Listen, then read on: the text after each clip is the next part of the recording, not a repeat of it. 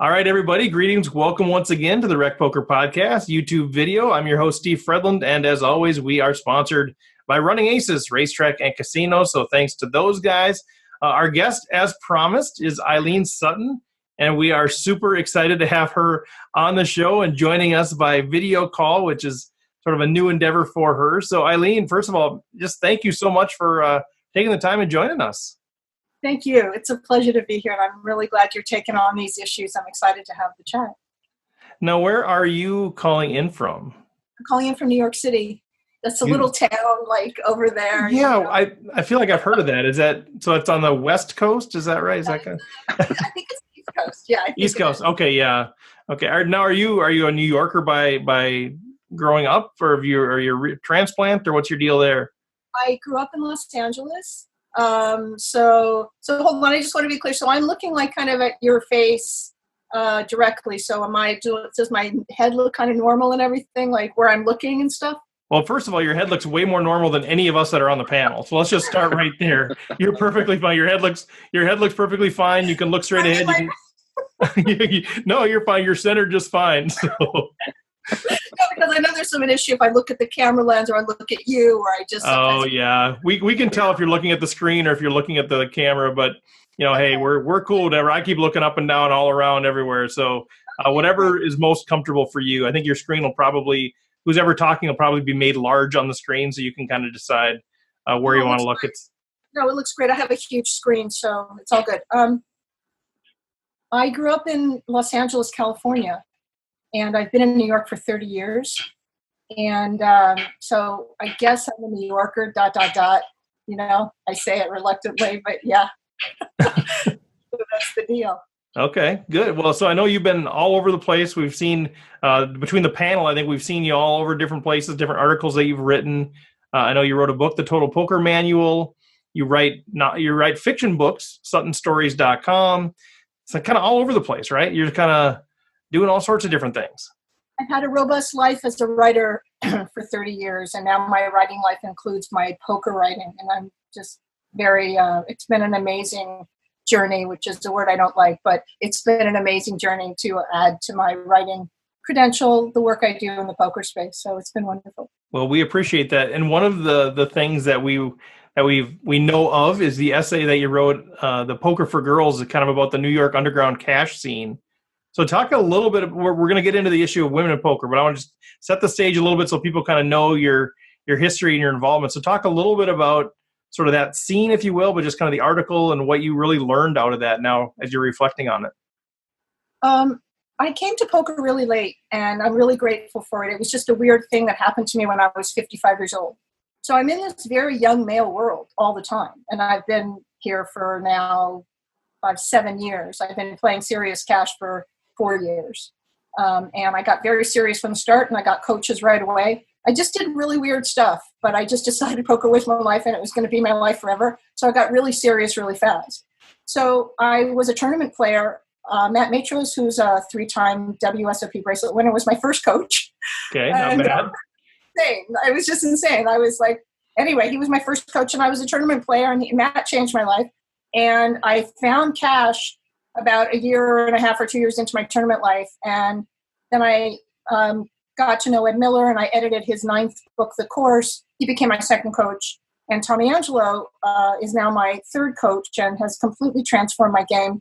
And it's been an amazing journey. So my life on the underground scene in New York is, oh my God. I mean, I'm writing a memoir about it. It's been a tremendous ride. And just 1,000 stories to tell about what that's felt like and how it trained me and my feelings about it and my next steps as a poker player, as an aspiring professional, and all that kind of stuff. So, well, I'm sorry that the coaches that you had have just been complete no names. That's kind of a sad journey for you, that you enter the poker world and you just can't connect with anybody that knows anything about poker. Really tragic. Really tragic. That is the right word.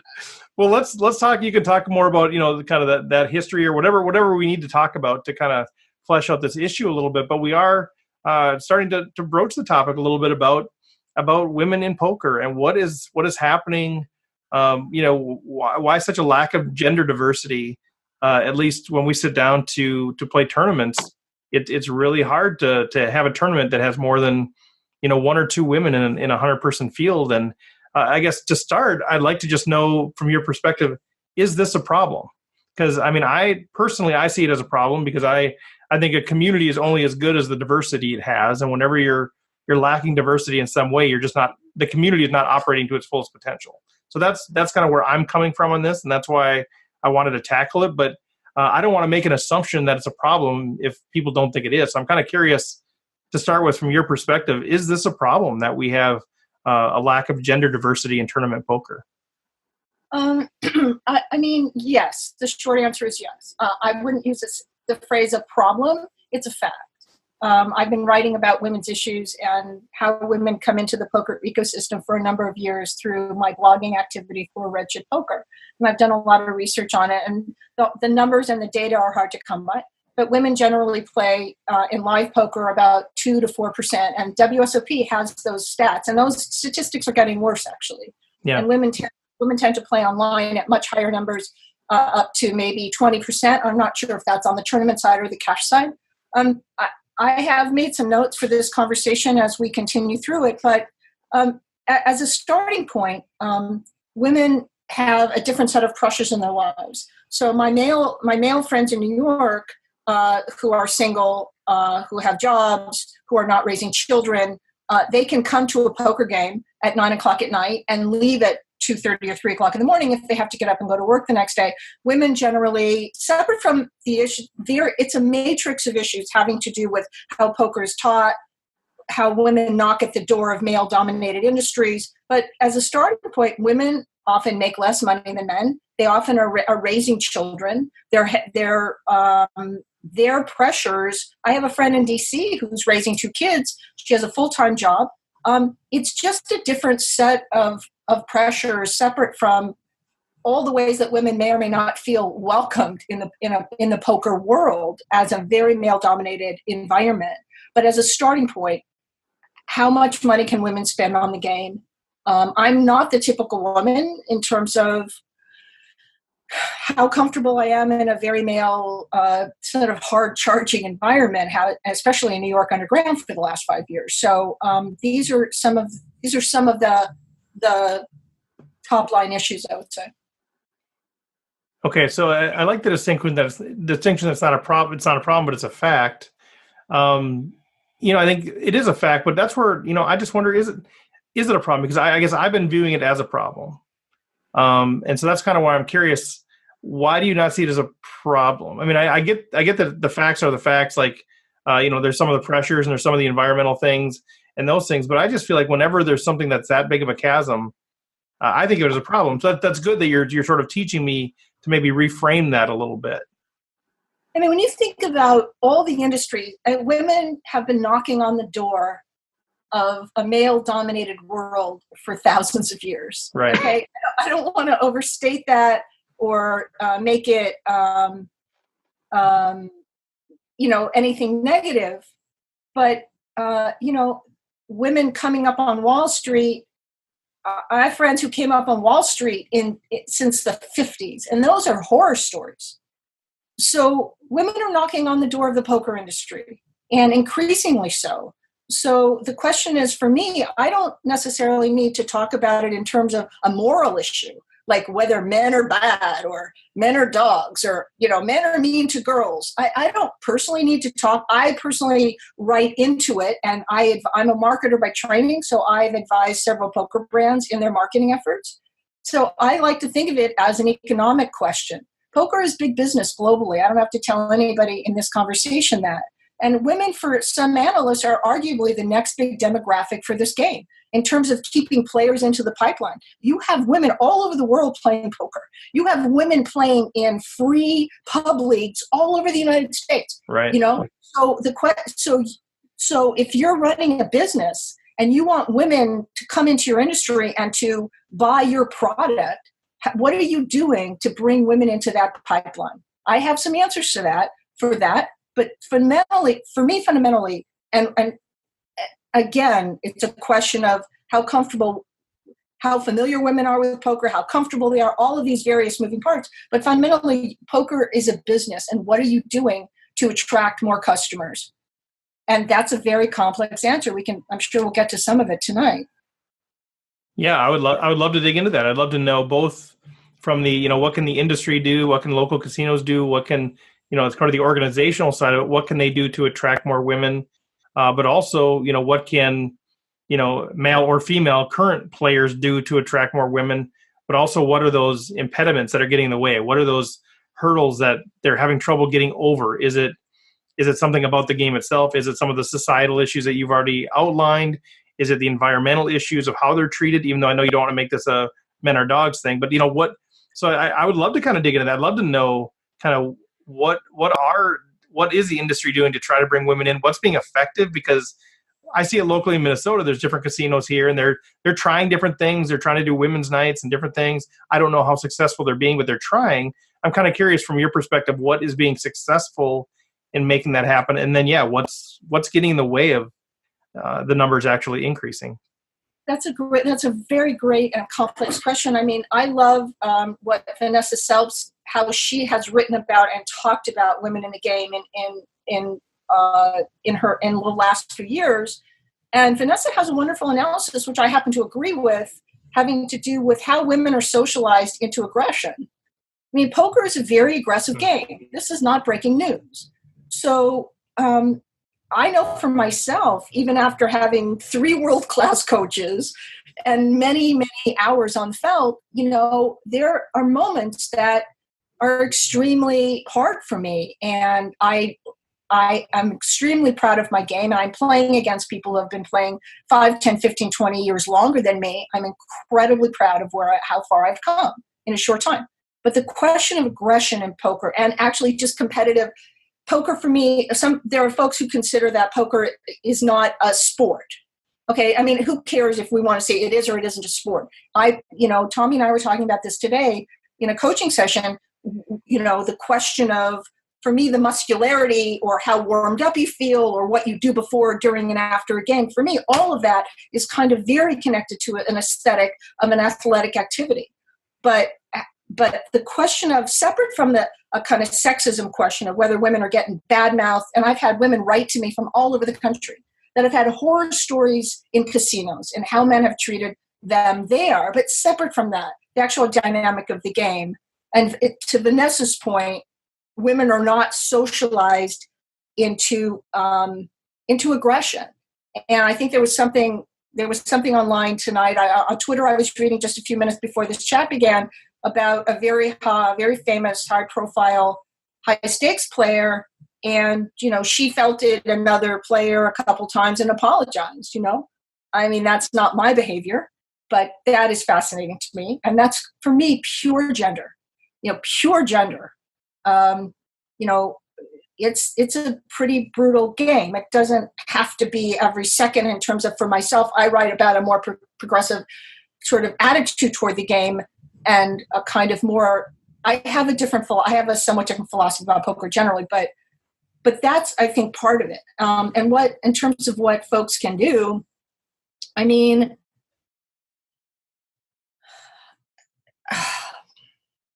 there's an organization like Poker League of Nations, and I think change happens in society and in our social structures from the ground up. So Poker League of Nations is organizing women, in some sense, all over the country, and bringing women into the game and creating environments that women feel safe and comfortable playing poker. I think once women are exposed, like anything else, right? We now have athletic leagues that are female leagues or whatever, like female baseball, but baseball leagues and basketball leagues and all that kind of stuff. That those aren't that old. Sports has been a man's world for thousands of years. I mean, formal sports for 100 years and commercially. So how I think women who come to the game understand how exciting and amazing this, and how hard it is, and how beautiful it is. It's an amazing, ridiculously beautiful thing that we do. So yeah, it's tentacled. That's good. So I've got a million questions. I want to make sure that we have panelists too, and I told them just chime in at any point in time. So I'll pause from time to time and make sure if they don't jump in, make sure they have a space to ask a question, but anything at this point from the panel? Yeah, I'm curious on your thoughts of like women's only tournament, because I've heard women espousing two different viewpoints. One is, it's a great way to get women into the game where they don't need to put up with men for those events, and then they can play in open events after that, after they become comfortable with the mechanics and have a welcoming experience. And I've heard other women state that they find that thought process or the idea of women's only tournaments somewhat demeaning. I mean, the reason we have them in sports is there are just biological differences that men, with the testosterone and everything, put on more muscle than women do. But there is nothing physical that means a male poker player is going to be any better than a woman poker player. Maybe there are some of the socialization things that you had mentioned previously that might impact that. But I'm just curious to get your take on that particular question. Well, thank you. I don't think it fundamentally has to be one thing or the other. I personally, for myself, I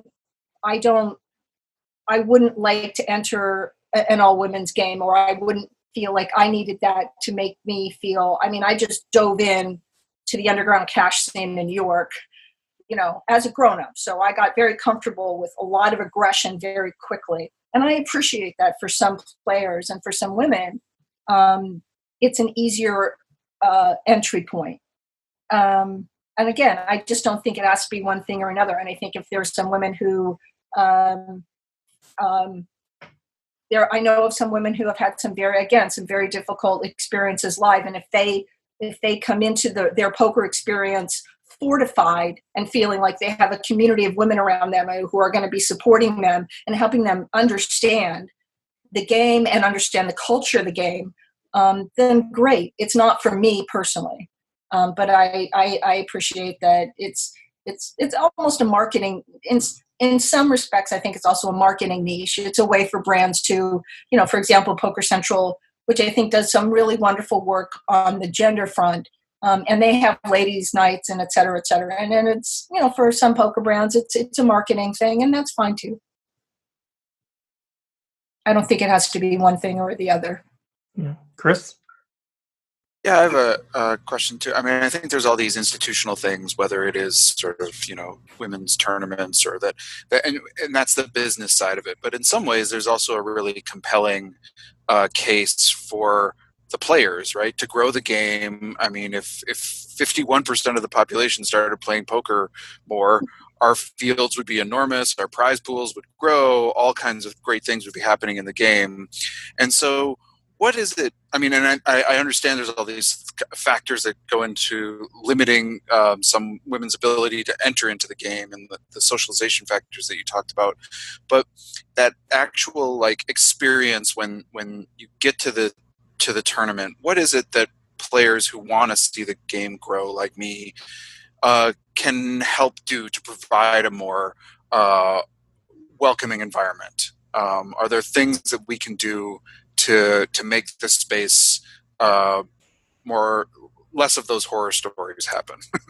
Right. No, this is very interesting. I'm not in the tournament world anymore, but I don't think that the dynamic is any different than when a woman sits down in a cash game at a casino or she sits down in a tournament. I mean, once or twice, I've seen, I've had really good luck in New York, but I've had a couple of really kind of awful experiences, and I'm very grateful that I only had two of them. But I played with a guy who was pretty unstable at one point, and he lost a hand to me and he went crazy. And and maybe men, I don't know if men also sort of talk to each other or go toward each other like this in some sense. I haven't seen that much of it. But he just got up, he was yelling at me, the game runner didn't intervene. I felt overwhelmed. It was a very difficult moment in terms of what I thought he showed sort of slow rolled, those moments in poker, it just gets knotted, right? So he just he just really lost it. And I felt really pretty traumatized from the evening and wrote a blog for Red Chip about it. But in that moment, nobody defended me, right? First of all, other runners that my runners in New York, and I've, have great respect for runners in New York. It's a hard business and dangerous and all that kind of stuff. And other runners, if it had happened in other games, other runners would have just immediately sort of shut that down. But if you are at a table and a woman is getting, kind of catcalled by a man, or language is happening, or, there's something really more violent or kind of aggressive, like what happened to me, what are the men doing in that moment? I was interviewed a few weeks ago by some folks, and one of the co-hosts was a floor guy at a casino, and he would pull guys aside and talk to them and try to educate them. So the question is, and the guys would be very defensive with him, and they're just like, you can't talk to me this way and all that. So, this is an awkward analogy, but if I swear like a sailor, which I do, and I go into a church, and I choose not to swear like a sailor in a church because I know it's going to offend the congregants of that church, right? I honor the needs of strangers, right? So how is it that somehow there's some license, in a way, not to honor the needs of female strangers in a poker context, where they can be verbally, there's verbal aggression, assault. I'm not talking about what the language, how male players may talk to women in the course of a hand, and what's it called? I keep forgetting the name of it. Play? I think, yeah, I'm not talking about speech play, but in terms of some of the uglier stuff that happens, what are the other men at the table doing in response to that moment? Because that's a community. For me, poker is truly a community. Like, I really feel in my best moments, in my most generous, compassionate, serene moments, which are frequent, I just have a great love for this community. Like, I'm often in awe. I sit down at a table and I'm just in awe of what we all do together. So if I'm in this community and are you not defending, if you're not defending me, why not? Yeah, that's one answer. I love that. I feel the same way. I love the community of the poker world. And I do feel that way. I feel super embarrassed. I feel like the community is broken when those sorts of comments are happening. And I think, what's the rule? How do we stand up for people? How do we, interject? How do we train people? And frankly, there might be people listening to this right now that, and I'll be a little transparent, that have wanted to get together with me and kind of hang out and kind of, learn from each other. And because of the way that they treat women at the table, I say no.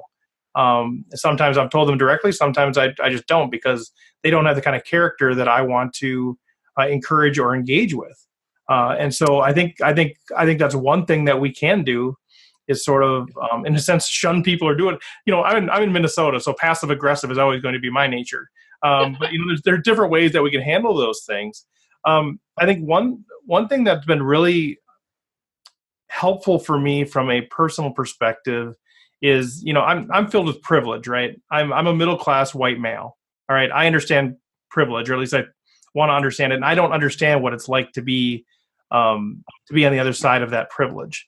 And I think, when I'm at the poker table and I hear some of these comments, some really direct, some just indirect, just sort of some of the language that's used when a woman is at the table, some of the teasing back and forth, what it's done for me is it's really opened my eyes to what women are probably going through on a daily basis, and what any, I don't want to say minority, but any sort of marginalized group of people that's been struggling for equality for all of these generations has been going through. And I think, so for me, it's opened my eyes to be like, wow, is this what they're facing on a daily basis in a male-dominated world? And so I don't know if I'm overemphasizing that point, but I'm kind of curious your take on that. Like, I've really looked at that as an opportunity for me to learn and to see firsthand what is I think a bigger picture of our society. Yeah, I really deeply appreciate you caring about these issues and you guys gathering tonight and taking the time, because they're gigantic issues, and it's, again, it's gigantic. And, men, women do, it's equal opportunity for women of every race and class, and maybe not the rich. Well, I don't know. I mean, I would say it's equal opportunity. Women are still in many ways second-class citizens, and women who are trying to enter the poker community are knocking on the door, of a young male industry for the most part, and wanting to feel respected. I mean,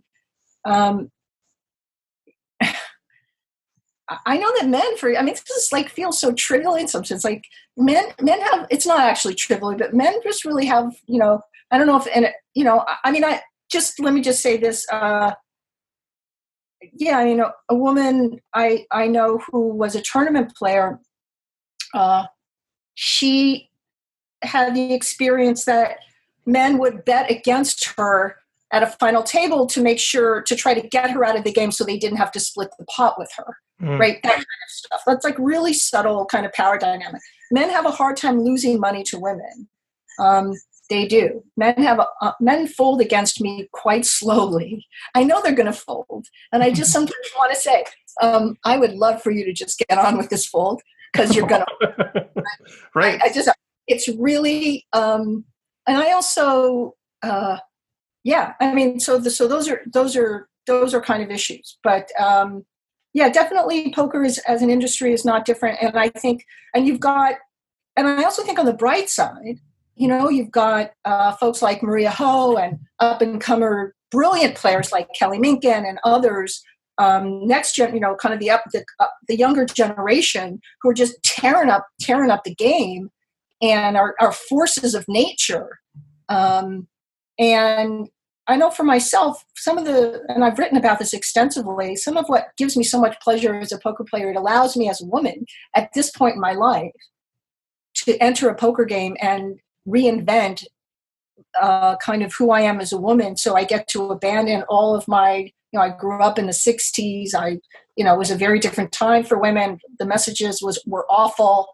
I spent my life sort of undoing that education, and I get to sit down at a table and not take care of men and not smile and not be pleasant and not be anything.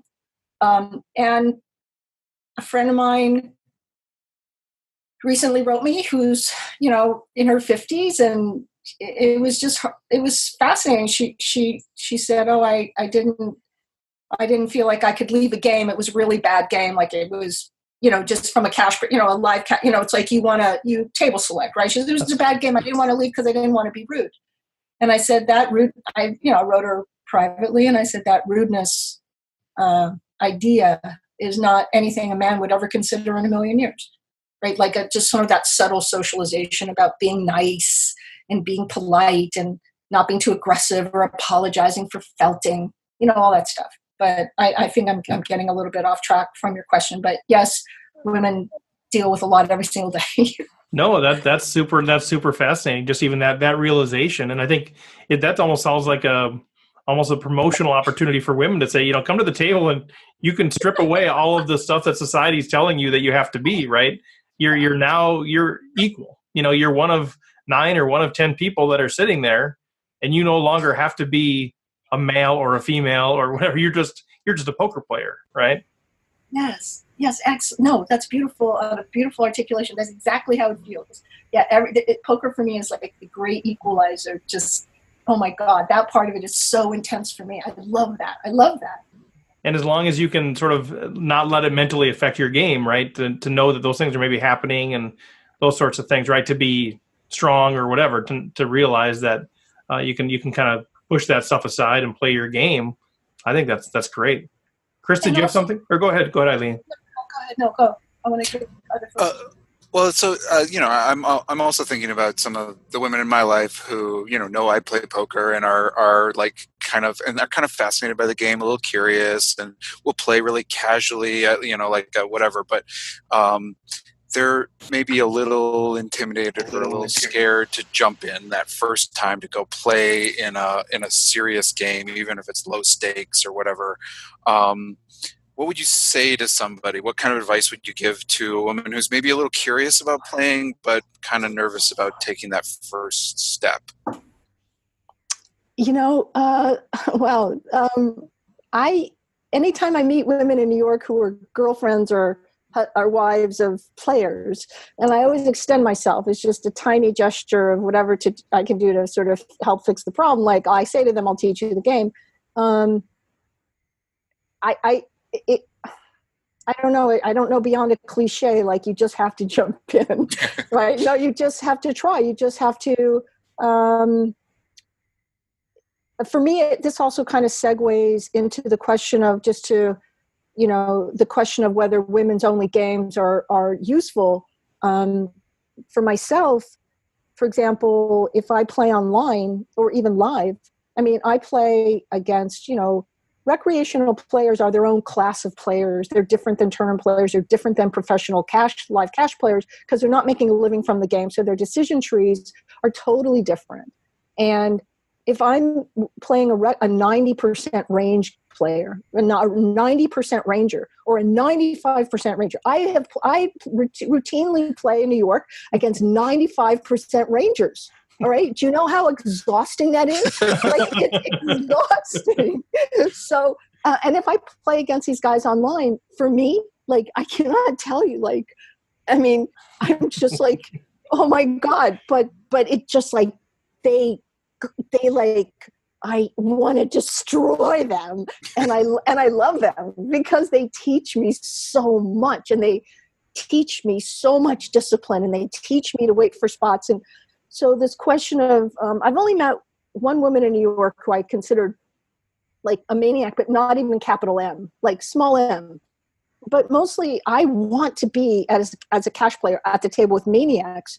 So they just, first of all, they build wings on your houses, right? You get to buy the Maserati because, they're awful and you're just going to make a ton of money from them. But the question for new players is, like anything, like just try it. Or if they're guided, if you have friends or folks who are curious, like, yeah, just be their ambassador. Just be their ambassador, like for anything new, for all of us, like in the most simple way, if we want to, do anything brand new, if we have ambassadors, we just feel a sense of connection. I'm available to a lot of younger players and especially female players, always. Just to say, I'm here for you. I'm always a folks at the table. Tommy has trained me strictly in a kind of mum poker. So I'm in that quietness at the table, which for me is so relieving as a woman. I don't have to be like, chatty and friendly and sweet and all that bull, I'm just quiet. Right. But I also, folks talk to me at the table, I will say, I'm happy to help you. Here's my phone number. Call me. We can talk about whatever you want to talk about. So I think that ambassadorship and that community building is very important for folks not to feel freaked out. Great. John? Well, so over the last few years, we've had several near misses of getting a woman at the final table of the WSOP. How much do you think that would change the landscape? People in general need role models. Moneymaker obviously made a huge change to the landscape, saying, oh, just an average Joe can win at this game. How much would that make a difference to say, yes, we see women being successful on the biggest stage? And we've already seen it everywhere else, but the WSOP main event is kind of its own special beast. So how big of a change would that be? Who knows is my short answer, but I agree with you. It would be amazing. It would be massive. I don't think that for Moneymaker, and I agree with you about the Moneymaker effect. I think it would quiet the naysayers, and it's not infrequent that folks online will say, women just can't win. That beautiful sexist rhetoric. Women can't compete. Women can't win. I mean, Vanessa Selps with her bank account would disagree.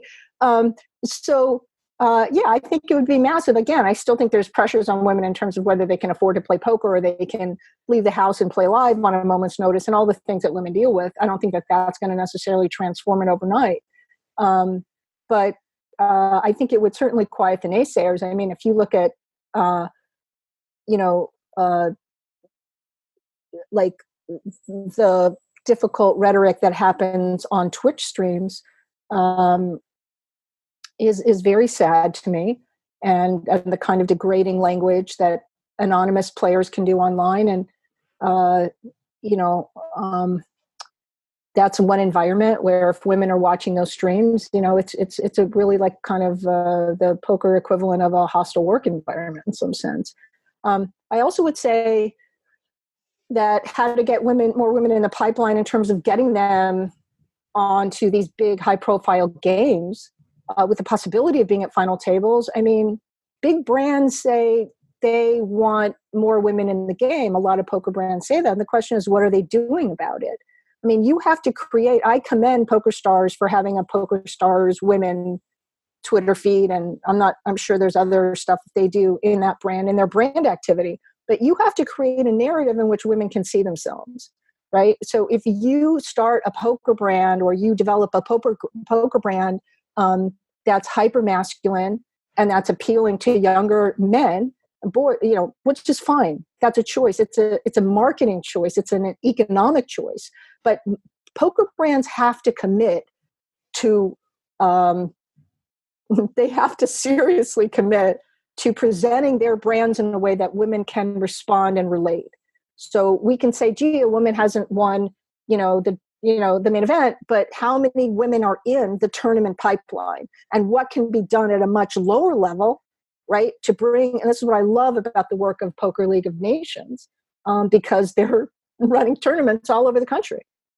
And I have friends who are, putting down the dollars for the main event and all that kind of stuff. So it's a question of numbers and what are brands doing. If I go to a poker brand and I just see a kind of image system visually from a marketing perspective, and it's a lexicon that's very male and very aggressive and sunglasses and kind of this very like warrior crushing sort of aesthetic, which is one way to go.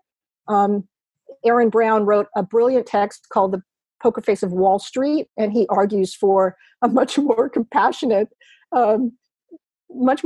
behavior toward fellow poker players, which I embrace completely. But the question is, what are brands doing, to make this more, to make this possible and to change to kind of enlarge the funnel and bring more bodies into that funnel, to say it sort of in a vulgar way. So in addition to like the major brands, I think that's incredible advice. I think that's something we need to hear. Bringing it back down to, let's make it about me. No, I'm just kidding. But bring it down to the the RecPoker podcast and these sorts of shows like this. Where we've got a decent sized audience and that sort of thing. But I'd like to know what advice, and putting you on the spot a little bit, like what advice would you have for us to be able to do to not only make the podcast more appealing to women, but also to promote the game to be more accessible for women. Like, do you have ideas on that? Because we have a panel, and as you can see, they're all men. And we've tried to get women on here, and I have to work really hard to get female guests on the show. We don't have any right. Is that true? It is, yeah. And part of that is maybe just poker connections that we have. But we just had Lexi Gavin on and Tiffany Lee talking about some of this stuff. But it's kind of hard, and we don't have any regular panelists that are female, and so that's something we want to change. But in addition to that, are there other thoughts that you have around how can we, on a weekly basis where we have a platform, communicate a message that is of more interest to women, not because we're trying to grow the podcast, but we're trying to grow the game and we're trying to be more inclusive in things. Any thoughts on that from your marketing perspective or just your other exposure that you've had? Yeah, I mean, first of all, I said it at the start, but I really deeply appreciate the fact that you care about this, because I do think you're at the forefront. I mean, I think I'm coming into the game in it differently than a female player came in 20 years ago, or certainly 50 years ago. And I'm grateful that it's different and it's somewhat more inviting. You might do some outreach to Poker League of Nations, and they may have some great ideas about just how to feature women. I think one of your panelists or somebody talked about the question of role models, and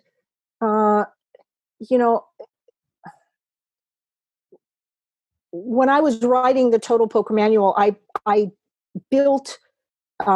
designed spreads into that book to feature women at every generation. So I have expert spreads with, say with Jen Harmon and Vanessa, and I have spreads with Kelly, and just women at like kind of every generation going back like 30 or 40 years, because I wanted women to have a presence in that book in a very explicit way. And I think if you have women on the show who are accomplished poker players, whether it's cash or tournament players, and women see other women that have succeeded. I also think, for example, and I've had chats with folks about this, that poker, for example, young men in high school and college, right, are playing poker, right? Like I don't know what your history is, and it wasn't my history, but I mean, my whole family played poker, but it wasn't my life. But in the 60s, it was just, I don't know. I mean, poker is everywhere, but if it's not in your family, and then I know a ton of men, right, who came up in high school and college playing poker. I don't know a single woman who had that experience, like who they're, in their dorms or whatever, they were getting drunk and drinking a lot of beer and playing poker. Those really core, very deep cultural, sociological things, like how men end up in their dorm playing poker, but women don't. Mostly women don't. But if women see women who are successful, and I talk to young people all the time. My friends, I have a friend whose daughter is 16, and she's just brilliant in the game. And I'm like, and she's just totally nurturing her. Like that's where it starts. Like, I'm very jealous of people with these origin stories. Like, I started playing at 55 years old, and everyone else started playing at 9 or something. I'm obsessed with Stu Unger, who grew up in my neighborhood, and he was advising his mother on gin rummy when he was 8 years old. He's just a goddamn prodigy, right? He was. But if women, I tell young people, like, but if you have women on your show who are really accomplished and Jennifer Harmon has had an amazing life, and this is not as active anymore, and countless other women, Kelly and others, who even Danielle Anderson, who I just watched the movie on the history of online poker, and she's featured in that, and she's had just the hardest, amazing life. I mean, a beautiful, beautiful story. And I think if women see other women that are successful and are thriving in the industry, thank you. Bet raised full. Yes. Thanks. Oh my God. Technology. It's like for all of us, whether we're children or whether we're grown-ups, like we see other people doing stuff that we want to be doing, and then we feel like, oh yeah, I can do that too. When I first met Matt Matros, what was interesting, I met him through my writing life, and I didn't even know who he was, because he and I were both writers, we're both fiction writers. So he came to my workshop, and I was training him to be a workshop facilitator for a writing organization in New York called the New York Writers Coalition. I had no idea who he was. And then a week later, I found out. And I came home and I called him. I was like, "How the hell did you not tell me who the hell you are?" And then but for me, that was a perfect example of, like, Matt was a writer and a poker player, and I was like, okay, I have 50% of this already in place. And so he was modeling that life for me and that balance for me, and that's where it began. It was, I'm not religious, but it was a little bit of a little bit of destiny there. Cool. Any other, we're at about time, but any other questions from the panelists or comments? Chris? I have a quick one. When's the memoir coming out? Yeah. Oh, that's an excellent question. You're your guess is as good as mine. Well, I'm guessing his guess isn't as good as yours. It's the writing moves slowly and like that. But thank you for asking. Chris is also an author, so he understands the writing process. Oh, okay. Well, then it's a totally unfair question.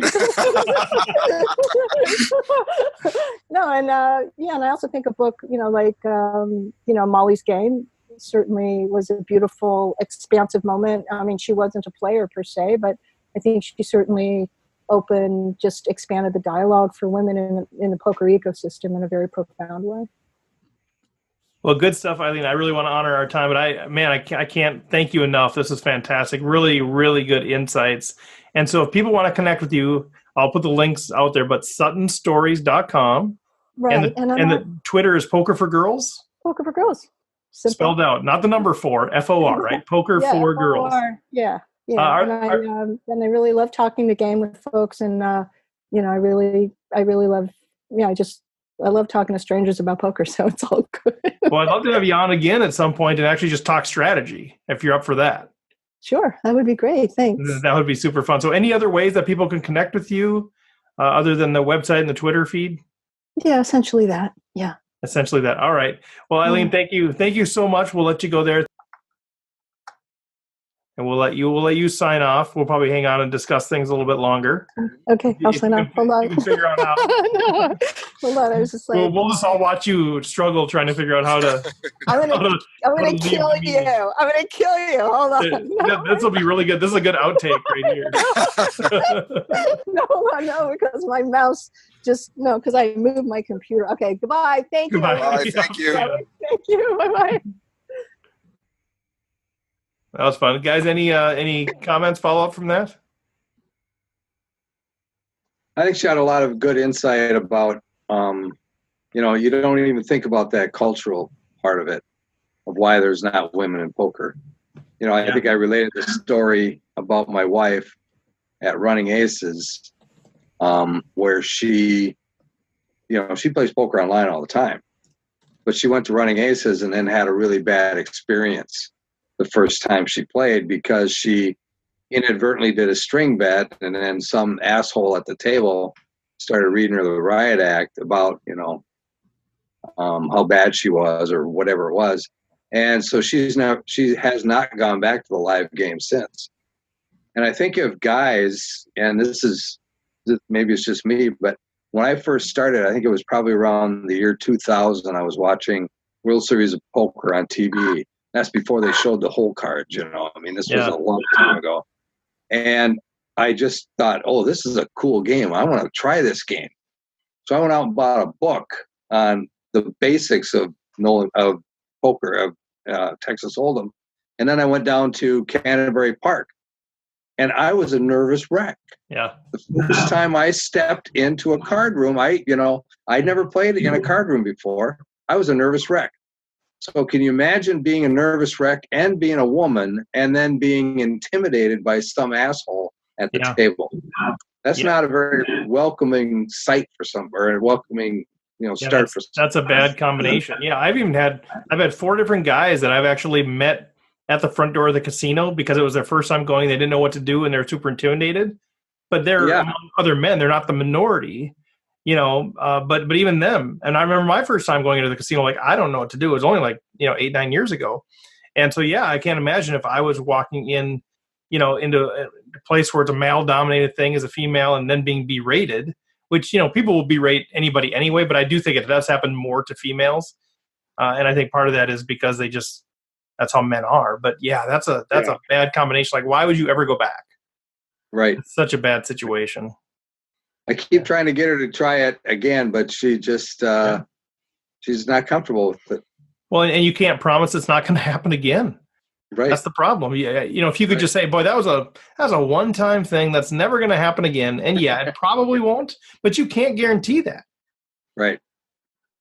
Yeah, you can't. And what I love about this conversation and more conversations like it is like the thing that seems so strange to me is that it is in everyone's best interest, I think. I mean, the game we've seen the numbers. It's pretty healthy, but there are signs that there's, like some stress points for the poker community and for the poker game. And like, this game needs to grow, right? And we as poker players, if you love the game, need it to grow. And so any kind of environment that puts anybody, makes them feel uncomfortable coming in, whether it's by their experience level or their gender, or some guy just put queen 4 in there and knocked out my ace king and I'm going to yell at him. Like, all of those things contribute to making it a more insular environment, and that puts stress on the game, right? We need more players. So I don't know why that would, we as a poker community need to sort of make this as welcoming a space as possible. Yeah, and that's where it's hard, because people like, the panel here, I think most of the people that I know that logically think about things, well, first of all, they're not a-holes, but secondly, if they were, they'd logically think about, this is bad for the game, but it's there's so many people that aren't logically thinking about that. It's the same people that are sitting there going, stupid place, they only have 40 entries, what a bunch of idiots. And then somebody comes and sits down and they're like, well, what are you looking at, you idiot? I mean, like, really, you're not putting this together, that that these two things are actually inversely correlated, but they're not. And so that's where it's like, is there a societal value that we can have as a podcast or as individuals to somehow raise the awareness to let people know that's not okay, or even inform them, this is why we don't have big fields. I don't know, but I wish there was more that we could do. And maybe we will, through just having some of these conversations, that people will start connecting the dots a little bit more. But man, that's so frustrating, because to your point, we want to grow the game. And it's a lot of times the same people that would love to have bigger fields that are the ones that are to blame for not having bigger fields. Yeah. And I think that's why I think it was, I don't know which episode's coming out which, but one of the previous episodes we were talking about tilt, right? And I feel like I was talking about this idea of like people behaving badly at the table. That's like where I get tilted, because it's like, this is not just about me. It's about like this community that I want to build and see grow and be healthy. And so it's hard for me when that happens to play my best game. And so they're kind of connected for me. I totally agree. That was the Jared Tendler interview, which will be airing before this one. But it was funny because he even brought up the social justice term, and that's actually what I was called when I was in Vegas last year. A guy was berating this female dealer, young gal, obviously a pretty new dealer, and we were playing like a $60 daily at the Rio. It wasn't part of the World Series or anything. It was like 22 people or something. And this guy was just berating her. And, I came into the defense. He's like, what are you, a social justice warrior or something? I'm like, seriously? Like, I mean, yes, but but like, really, like, that's what's happening here. And that does put me on tilt more than anything. You can berate me, and I just kind of, at first it hurt more because I do like people to like me, but now I'm just more of a, whatever. I don't need to justify my play. But yeah, when you start picking on somebody, when you're the lion and you pick out the weak, antelope, and you start going after it, I have a real problem with that. Yeah. John, did you have something? Yeah, I was wondering, how much do you think this will change generationally? I mean, obviously, I think now the younger generation is a lot more accepting of things that weren't acceptable when, gay rights, those types of things, when I was younger. You see girls now are being promoted more to take sports seriously, and to being competitive is okay for young girls these days, or at least more okay than it used to be. And competition is all part of, poker. So how much do you think the socialization is changing, or is there hope for the future, is basically what I'm asking. Yeah, I mean, I'll chime in first. I mean, I believe it was Martin Luther King Jr. that said the moral arc of the universe is long, but it bends toward justice. If I misquoted that, I apologize. But I take great comfort in that, because I actually believe that is true.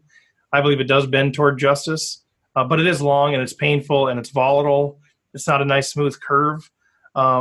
But I actually take great hope in that. I've seen strides in some ways, and in some ways I see us going backwards.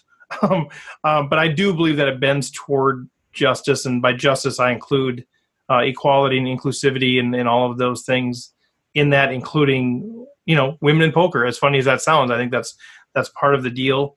I think for me, so I do have hope, is to answer the question. I think for me is the question of how do I don't think those things just happen. I think it's good intentioned people that help contribute to that. And so that's kind of where I come in, is like, yeah, it could just happen, but is there a way that I can proactively accelerate that process and make the small difference that I can make? So that's where I go. I think we have hope.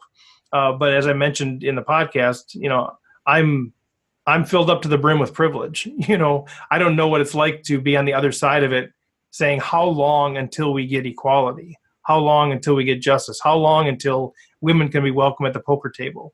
You know what I mean? So I'm constantly in my life trying to put myself into that lens, into that perspective. What would it be like to be in that situation? Because there's no possible way that I can actually understand what that's like. So that's kind of my journey, John, is to try to say, yeah, I think we have hope, but that's very easy for me to say as a guy that's sitting on the standing on the top of the mountain, inviting people up versus the one trying to climb up the mountain.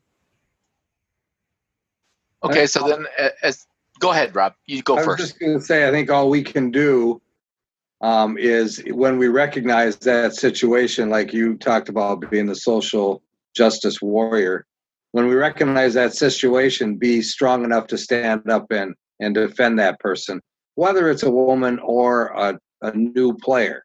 Yeah. Regardless. I like it. John? Well, that was Rob's question is a good segue, because my follow-up was, you had mentioned, what can we do? And we didn't really get an answer to that. And it's a complex problem. There is no one single answer. But what can we do to make the game more inviting? Whether it be to women or minorities or just new players in general. I mean, it's very intimidating to come to the game. And a lot of people could probably use Jared Tendler's mental game so that they don't act like jerks at the table, right, which would help too. What can we do to make the game more inviting and to grow the game? Yeah. One thing I've never really understood why, you see even at like the Mall of America, right? Like Mystic Lake has this little I think they still do. I haven't been there for a while, but they've got like this little station there where like people can come play a fake hand or two of blackjack and like learn that, and then they have and sign up for our shuttle and come play for real and whatever, right? And I feel like I don't know why the card rooms don't have experiences like that where maybe come play, if you've never tried poker before, come play for half an hour with the dealer. We'll say you're going to sit in the 6th seat, and what the heck does that mean? I don't know where to go. We'll walk you through those things. We'll deal you a hand and show you how you make a bet and how you, I think that it's not just, it's anybody who's intimidated by coming into the game that way. I don't know why they don't do that, because I feel like everyone has that first time barrier of feelings, even if they've played it with their friends or they've played it casually, that first time coming into that kind of space, it's just like, well, where do I sit? What do I do? I don't want to make a mistake. I don't want to do a string bet. I don't want to do all these, I don't want to do anything wrong. Right. And so I feel like that could be a really big thing that would help invite people into the game. So I don't know if that would work, but it seems like that would be a good space to try. Yeah, I love that. I love that. I mean, there's some things that we can do even with the podcast as far as helping people introduce to the game, but there's still no substitute for actually sitting in the casino, likening to the real experience. But I like that a lot. And I'm in conversations right now with Running Aces about doing some things, some training things and some other things related to them. And I'm going to plant that seed as well. And I mean, maybe they tried with it. I feel like Canterbury has done something with a kind of a beginner's course. And so I don't know how much of that is actually like strategy driven versus acclimating to that environment. Hopefully both. But so it seems like they're trying to do some things there. Yeah. Canterbury did do a thing where they had like a minimal training type thing plus appetizers and drinks specifically geared towards women.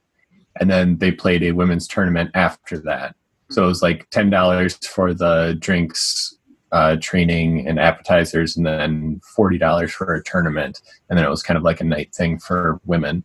And I know they've done that in the past as well. It wasn't just like a one-time thing that they did. Taylor, do you know if they had any good turnout at all for that? I honestly don't know. Yeah, okay. Well, my wife did go to one of those about 5 years ago, I think it was. And Fox was there putting it on. He did a little seminar in advance.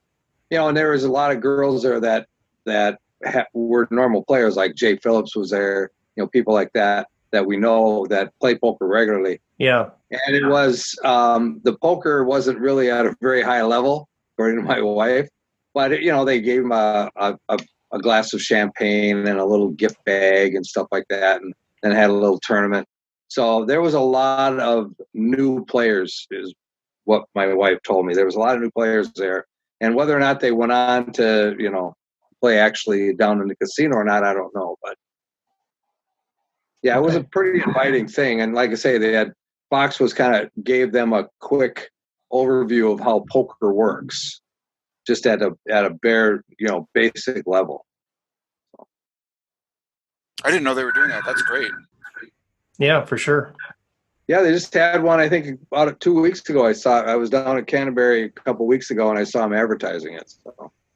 Okay. Yeah, I knew like Chopper was putting something on Twitter as far as looking for, he was asking about, doing intro courses, because I'm doing a community ed thing. And so he was asking about what I'm doing with that. I didn't realize it was specific for women, and maybe it's not. But yeah, I agree that that's fantastic. Anything to bring in new players in sort of a non-threatening way has to be good, right? It has to be at least a move in the right direction. Well, any other thoughts? I know it's been kind of a long night. We've recorded a couple different sessions tonight, but any kind of wrap-up thoughts from Eileen or related to this women in poker? Well, thanks for being on here. I think it's an important discussion. I'm excited that we're engaging in it, even though it's taking a break from a lot of our strategy stuff. I think it's an important, timely conversation. Thanks again to the rec players on the panel as well. Thanks to Running Aces for being our sponsor as always, and go check out RecPokerTraining.com for everything that we have going on. So that's it, everybody. Good luck on and off the felt.